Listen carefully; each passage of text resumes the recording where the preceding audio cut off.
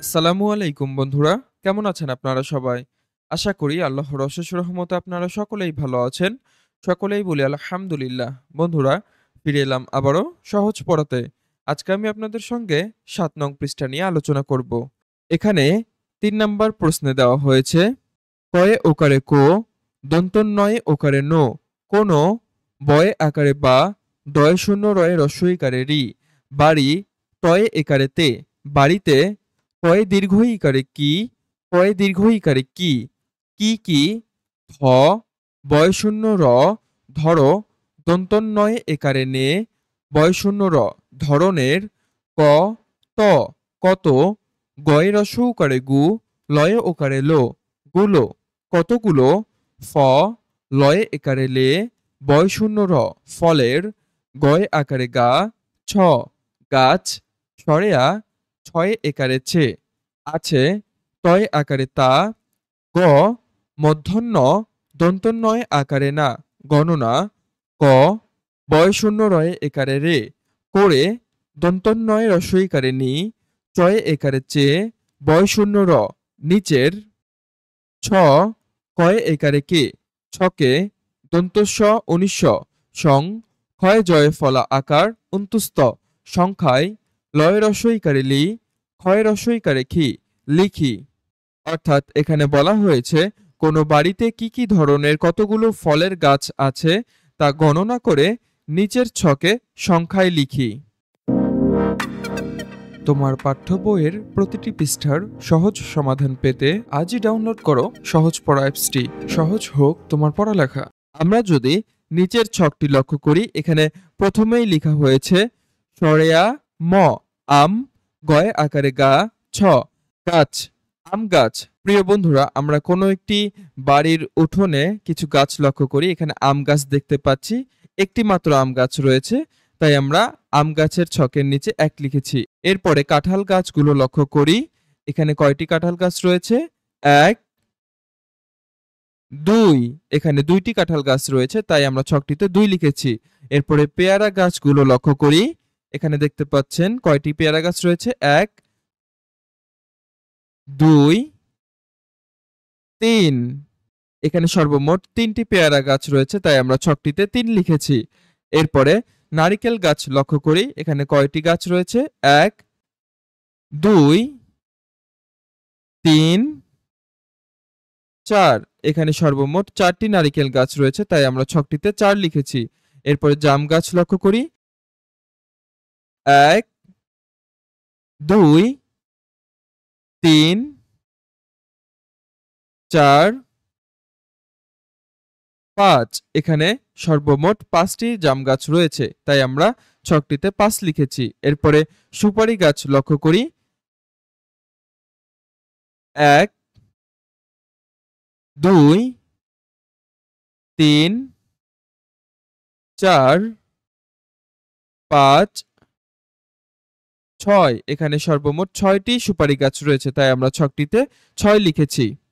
প্রিয় বন্ধুরা, এভাবে আপনারা আপনাদের বাড়ির উঠোনে যদি কোনো গাছ থাকে বা কোনো ফলের গাছ থাকে, তাহলে সেগুলো আপনারা এভাবে গণনা করবেন।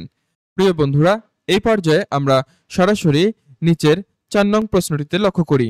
এখানে ৪ নং প্রশ্নটিতে লক্ষ্য করলে দেখতে পাবেন দেওয়া হয়েছে কয়ে ওকারে কো, দন্তন্বয়ে ওকারে নো, কোনো, বয়ে রস্বইকারে বি, দয়ে জয় ফলা আকার, বিদ্যা, ল, অন্তুস্তয়ে একারে এ, বয়শূন্য র, বিদ্যালয়ের, প্রথম, তালব্যশয় রয় ফলা একার শ্রে, মধ্যন্বয়ে রস্বইকারে নি, শ্রেণী, থয়ে একারে থে, কয়ে একারে কে, থেকে, পঞ্চম, তালব্যশয়ে রয় ফলা একার শ্রে, মধ্যন্বয়ে রস্বইকারে নি, শ্রেণী, ক, অন্তুস্তয়ে জয়ে র ফলা, দন্তন্বয়ে ত, পর্যন্ত, ক, ত, কত, বর্গীয় জ দন্তন্য, কতজন, বয় আকারে বা, ল, ক, বালক, বয়ে আকারে বা, লয় রস্বইকারে লি, কয় আকারে কা, বালিকা, সরেয়া, ছয় একারে ছে, আছে, তয় আকারে তা,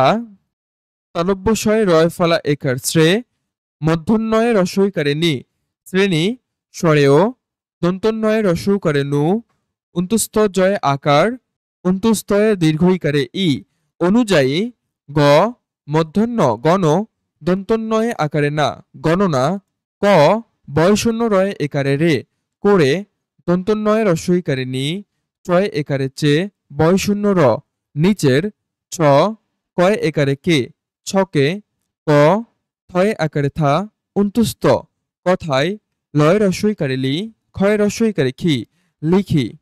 তাহলে আমরা সম্পূর্ণ বাক্যটিকে গুছিয়ে বলতে পারি, কোন বিদ্যালয়ের প্রথম শ্রেণী থেকে পঞ্চম শ্রেণী পর্যন্ত কতজন বালক বালিকা আছে তা শ্রেণী অনুযায়ী গণনা করে নিচের ছকে কথায় লিখি। অর্থাৎ নিচের ছকটি লক্ষ্য করলে আপনারা দেখতে পাবেন এখানে প্রথম অংশেই লেখা হয়েছে শ্রেণী, অর্থাৎ কি কি শ্রেণী রয়েছে, প্রথম থেকে পঞ্চম পর্যন্ত শ্রেণী রয়েছে। তোমার পাঠ্য বইয়ের প্রতিটি পৃষ্ঠার সহজ সমাধান পেতে আজই ডাউনলোড করো সহজ পড়া অ্যাপসটি। সহজ হোক তোমার পড়ালেখা। এরপরে প্রথম শ্রেণীতে বালক কতজন সেটি এখানে লিখতে বলা হয়েছে, এরপরে প্রথম শ্রেণীতে বালিকা কতজন সেটি এখানে লিখতে বলা হয়েছে। একইভাবে প্রত্যেকটি শ্রেণী আলাদা আলাদা করে আমাদেরকে বালক এবং বালিকার সংখ্যাগুলো লিখতে বলা হয়েছে। তো চলুন আমরা এখন অ্যানিমেশন ভিডিওর মাধ্যমে প্রত্যেকটি শ্রেণীর বালক এবং বালিকাগুলো গণনা করব এবং উক্ত ছকে লিখব। আমরা প্রথমেই প্রথম শ্রেণী লক্ষ্য করি। এখানে আমরা বালকগুলো গণনা করব 2 3 4 5 6। এখানে সর্বমোট 6টি বালক রয়েছে, তাই আমরা ছকটিতে 6 লিখব। এরপরে বালিকাগুলো গণনা করি 1 2 3 4 5 6। এখানে সর্বমোট 6টি বালিকা রয়েছে, তাই আমরা ছকটিতে 6 লিখব। এরপরে আমরা দ্বিতীয় শ্রেণীর বালক এবং বালিকাগুলো গণনা করব 2 3। এখানে 3 জন বালক রয়েছে, তাই আমরা এখানে 3 লিখব। এরপরে 1 2 3 4। এখানে 4 জন বালিকা রয়েছে, তাই আমরা বালিকার নিচে 4 লিখব। এরপরে তৃতীয় শ্রেণীর বালক এবং বালিকাগুলো আমরা গণনা করি 1 2 3 4। এখানে সর্বমোট 4 জন বালক রয়েছে, তাই আমরা বালক এর ঘরের নিচে 4 লিখব। এরপরে বালিকাগুলো গণনা করি 1 2 3 4 5। এখানে সর্বমোট 5 জন বালিকা রয়েছে, তাই আমরা বালিকার ঘরের নিচে 5 লিখব। এরপরে চতুর্থ শ্রেণীর বালক এবং বালিকাগুলো আমরা গণনা করব। আমরা প্রথমেই বালকগুলো গণনা করি 1 2 3 4 5। এখানে সর্বমোট 5টি বালক রয়েছে, তাই আমরা বালকের ঘরের নিচে 5 লিখব। এরপরে বালিকাগুলো গণনা করি 1 2 3। এখানে সর্বমোট 3 জন বালিকা রয়েছে, তাই আমরা বালিকার ঘরের নিচে 3 লিখব। এরপরে সর্বশেষ পঞ্চম শ্রেণীর বালক এবং বালিকাগুলো আমরা গণনা করব। প্রথমেই বালকগুলো গণনা করি 1 2 3 4 5 6। এখানে সর্বমোট 6 জন বালক রয়েছে, তাই আমরা বালক এর ঘরের নিচে 6 লিখব। এরপরে বালিকাগুলো গণনা করি 1 2 3 4 5। এখানে সর্বমোট 5 জন বালিকা রয়েছে, তাই আমরা পঞ্চম শ্রেণীর বালিকার ঘরের নিচে 5 লিখব। বন্ধুরা, আশা করি সকলেই উক্ত বিষয়গুলো খুব সুন্দরভাবে বুঝতে পেরেছেন। ভিডিওটি ভালো লাগলে অবশ্যই লাইক কমেন্ট করে সাথে থাকবেন। দেখা হবে পরবর্তী টিউটোরিয়ালে। ততক্ষণ পর্যন্ত ভালো থাকবেন, সুস্থ থাকবেন। আল্লাহ হাফেজ।